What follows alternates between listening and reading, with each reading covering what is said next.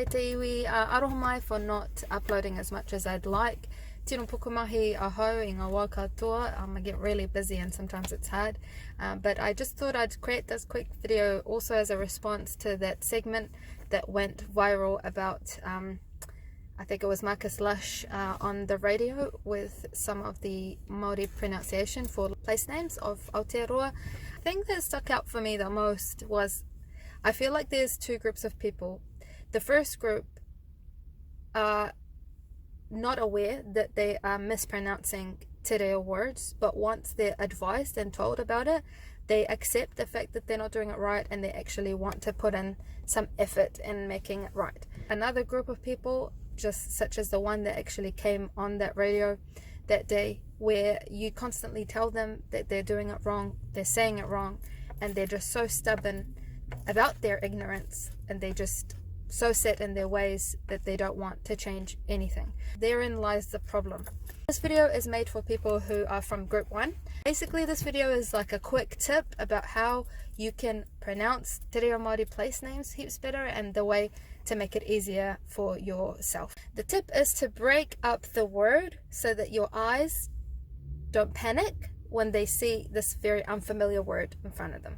For example, if you were to see a very long Māori name, you have no idea where to start, such as, let's go, Paraparaumu. When you first see Paraparaumu and you're not familiar with that place, you're not going to know how to say it.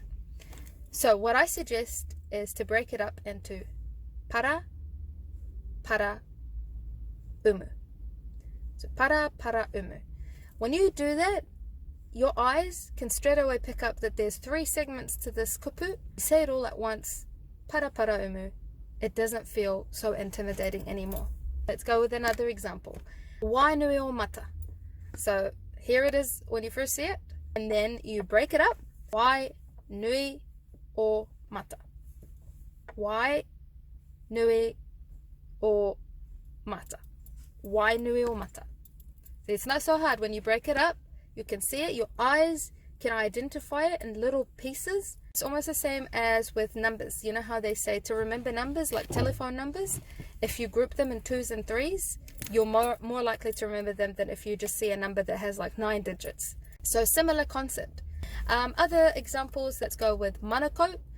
Manukau, it's not Manukau, it's never been, it's Manukau. Manu and ko.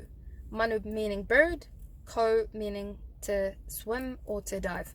So Manukau, the diving bird. Similar to that, we got Manu Rewa. So Rewa is to like rise or ascend. So the ascending bird.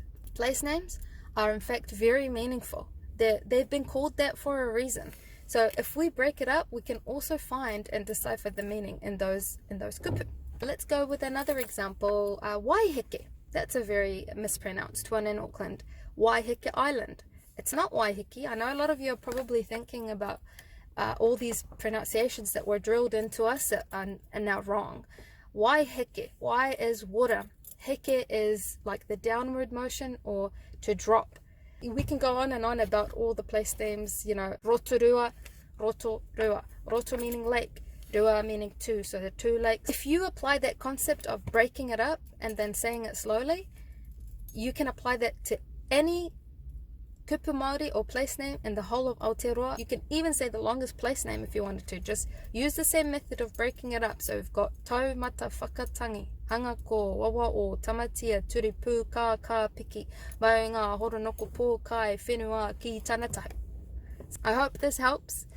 The more effort each one of us puts, the less ignorant the next generation in Aotearoa would be. Ara whiu everyone, give it a go.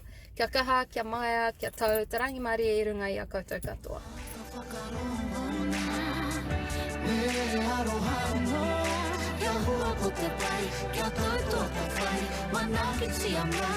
Aotearoa